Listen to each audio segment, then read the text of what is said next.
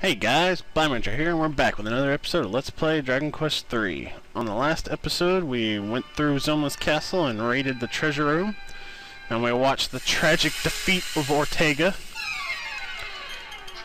And we went back to Ludatorum Castle and saved the game for the final time before beating Zoma. And in this episode, we are going to head back through the castle. So let's go.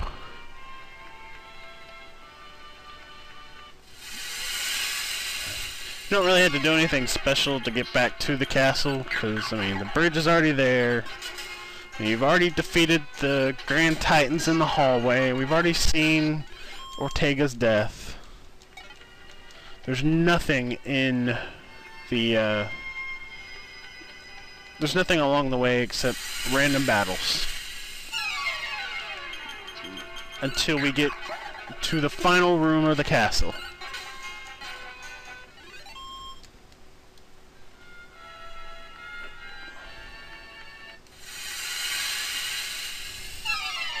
Now, I thought about cutting this and just coming back when I'm already back where I was, but I hate how much I'm having to cut from these, so I'm going to leave it in there. Now, one interesting thing I want to note is that... Oh, Joshua just reached level 36. That's not what I wanted to note, though. One interesting thing I wanted to note is that Boss Troll, which was the enemy that pretended to be the king in Samanoa, was a random encounter on the world map of Alefgard in the NES version. But it was removed, and I'm assuming replaced with the Troll King in Super Famicom and Game Boy Color versions.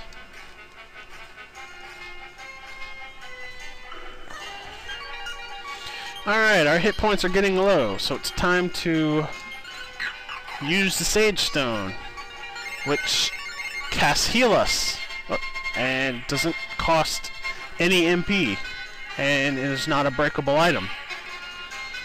I suggest using and abusing the Sage Stone. Save your MP for the final fights.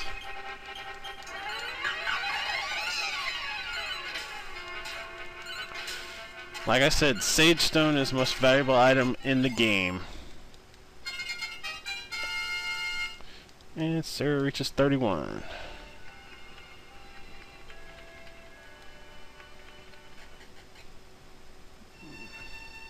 Now we're heading back through the castle. Now, one thing I want to note is that there are some small medals hidden in the castle. Both Zoma's castle and Baramos' castle. There's some hidden in the pyramid. There's some hidden in the Necrogond. Where else are they hidden?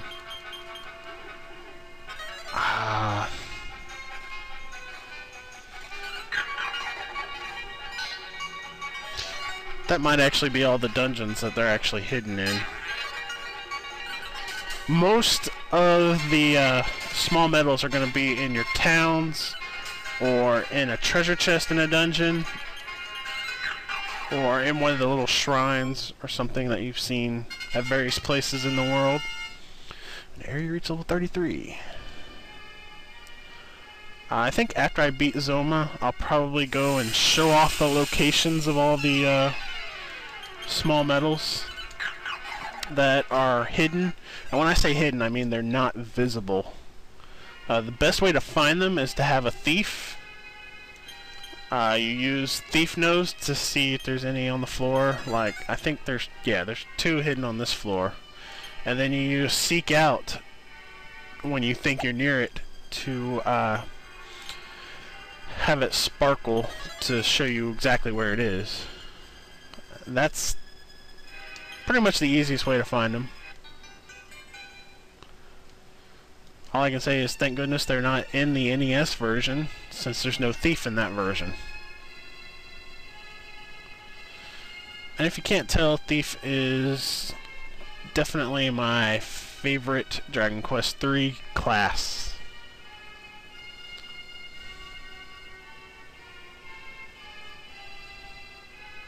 Because its abilities are so useful. I mean, there's a lot of good stuff just hidden in the game. And since I went ahead and said that there's a small medal hidden in the pyramid, I might as well go ahead and let you know that if you got the golden claw, you will have a fight every couple steps on your way to the pyramid. And unfortunately, the small medal is hidden on the very top of the pyramid on the 6th floor. So yeah, it will take a while. It's definitely something you want to get your first trip through before you get the golden claws. However, since I'm playing on an emulator, I can make it a little more bearable for me by just turning on the turbo speed while I go through there, which is probably what I'm going to do.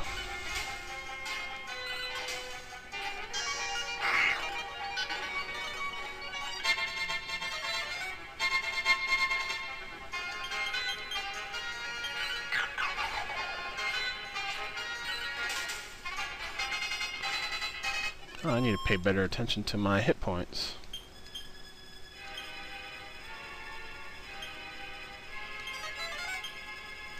Aw, don't do this.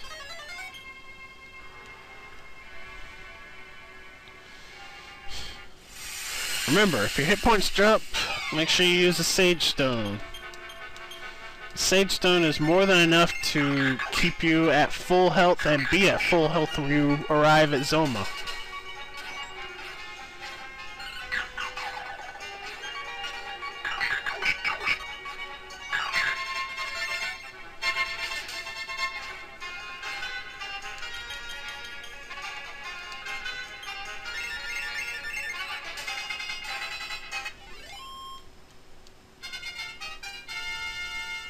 And Katie reaches level 31.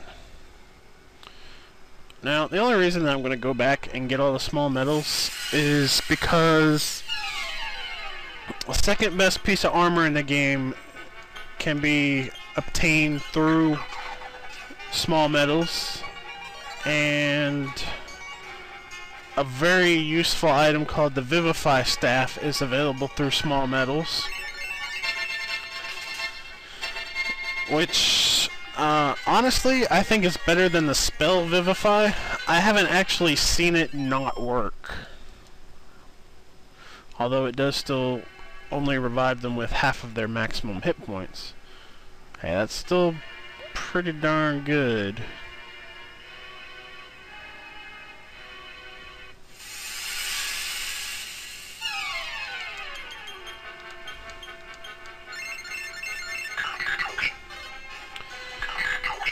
Now, if you just blindly use the Sage Stone every turn while you're running through here, you should pretty much stay at full hit points the entire time. You should never have anyone die unless you just get unlucky.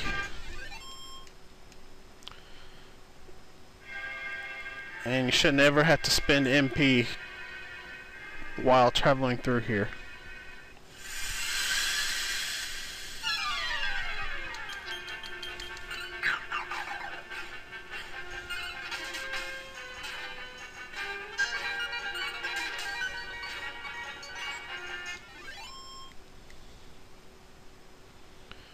And now we are almost to the final room.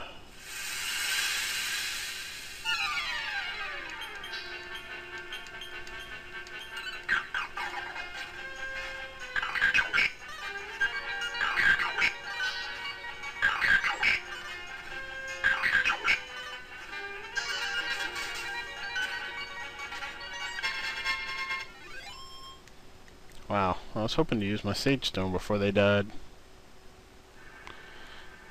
Now, one thing I like to do is right here before entering this staircase, just try to get into a battle and heal up with the Sage Stone.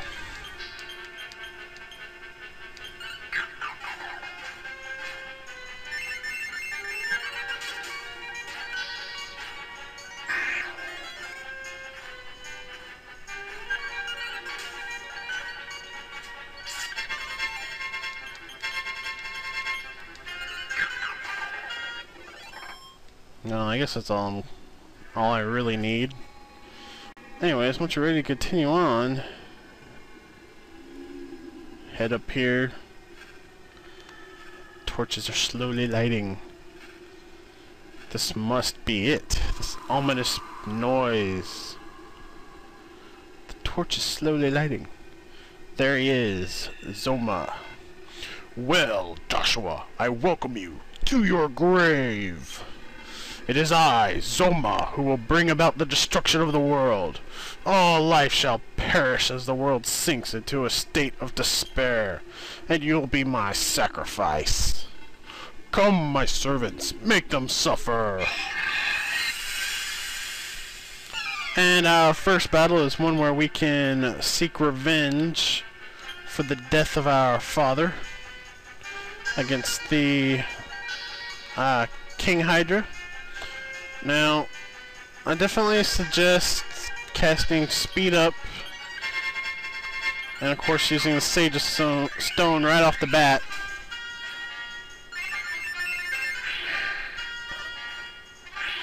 King Hydra's really strong, and he gets 2 attacks per turn. You definitely want to get some increased spells off right off the bat. At least 2. I think I'm going to go for 4.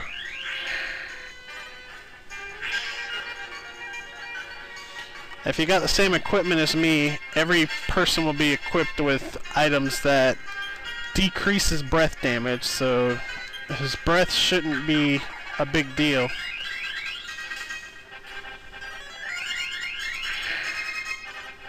And when you get the increase cast, his physical attack won't be a big deal. He doesn't have any magic to worry about, so once you get to that point where you've got your increase set up, you can just go ahead and have 3 people attack and 1 person use Sage Stone every turn, and you will pretty quickly beat him.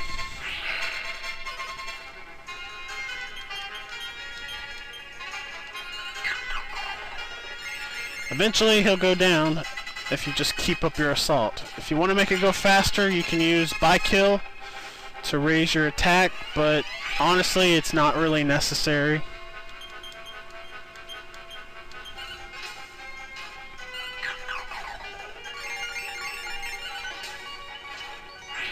I think I will try to cast Sap. I'm not sure if it'll work though. But hey, can't really hurt to try.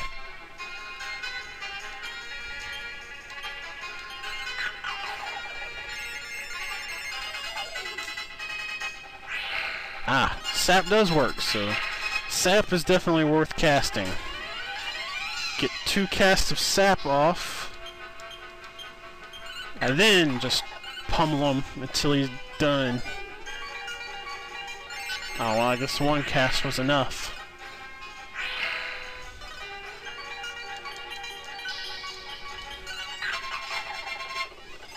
And the King Hydra is down.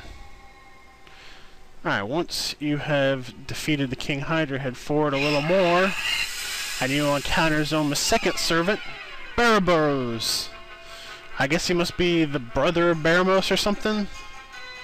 Oh well. You definitely want to cast Stop Spell on him. And Speed Up you definitely want to cast as well.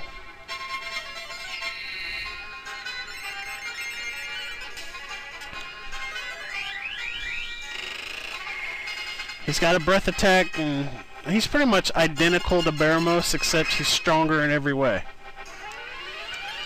But once you seal his spells up, just get your increase up and repeat the same strategy as before with the King Hydra.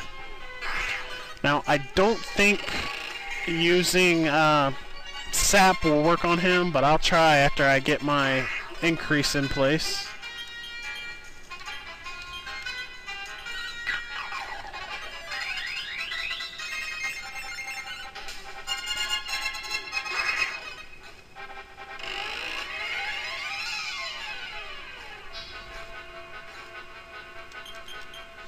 Now, his breath attack is definitely stronger than the Hydra's, so that's something to be aware of. It helps a lot to have equipment that reduces breath damage.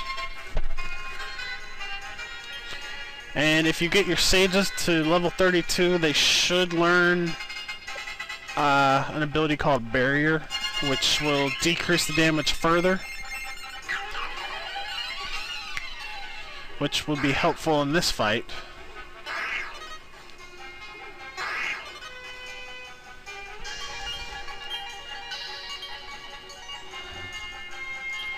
Alright, we'll try some sap on this one.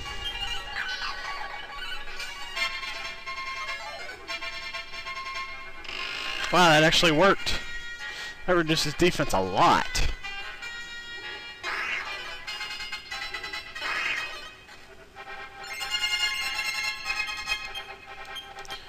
Probably won't work a second time, but we'll see. Yeah, nothing happened.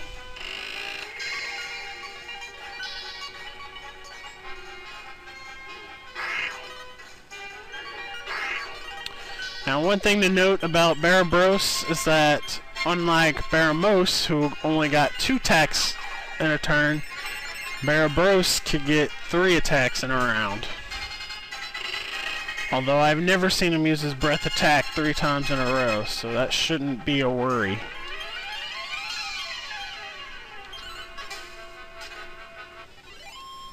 But Barabros will go down quickly enough. Proceed a little further, and we'll fight the final of Zoma's bodyguards, Azam. Now, use the same exact strategy that you used for the King Hydra. This guy has no spells, all he has is a physical attack. It's a really strong physical attack, but still it's all he's got. Once you get your increase in place, this guy is a total pushover. Honestly, they should have made this guy come before Barabros, because Barabros is far more challenging than this guy.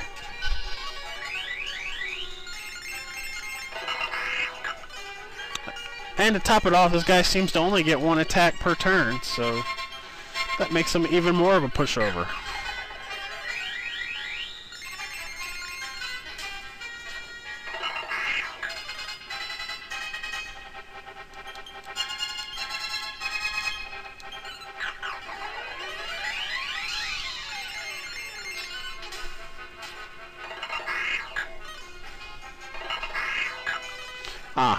It seems he does get 2 attacks in a turn. Now, I don't think sap will work on him, but I'll go ahead and give it a shot.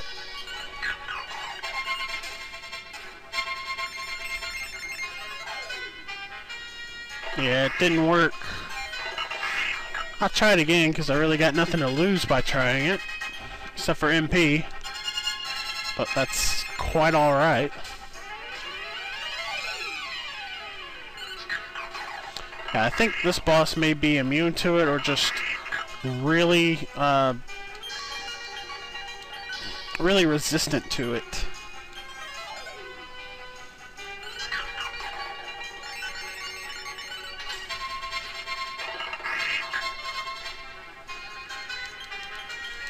Screw it. I'm just gonna go all-out attack.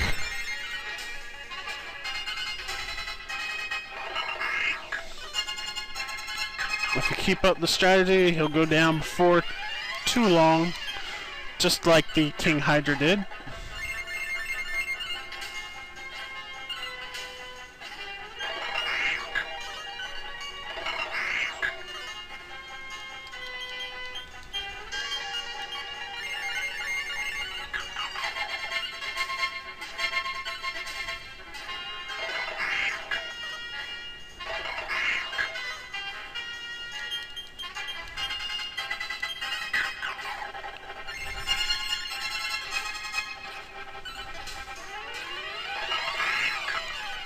I honestly wouldn't suggest trying to cast offensive spells because you do kind of want to conserve your MP for Zoma. And so don't spend it where it's not necessary to be spent.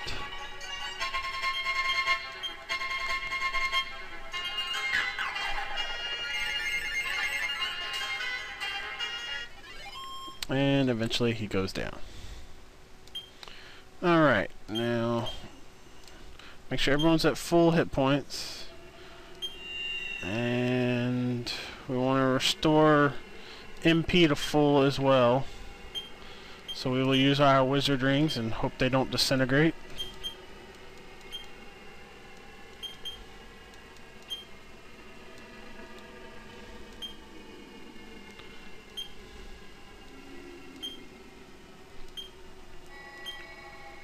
But that's why we have a crap ton of them.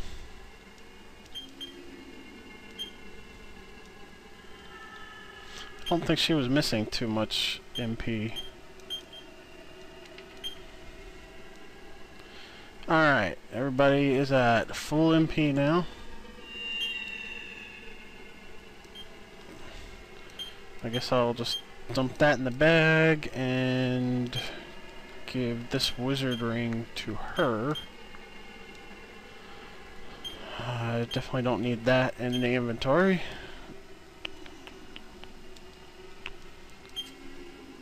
Make sure we don't have any Yggdrasil leaves sitting in the inventory doing us no good. Alright, I think we're ready. Once again, this is my inventory. You know, I will go ahead and equip the King's Sword on our hero. Now we'll leave the Gringham Whip on Aerie because it's just as powerful as the Demon Axe. We'll go ahead and equip the Zombie Killer on Katie and on Sarah.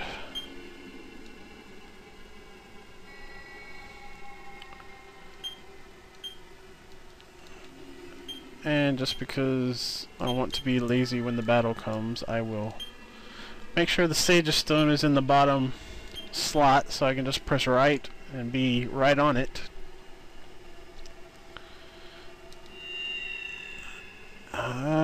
Yeah, that looks about right.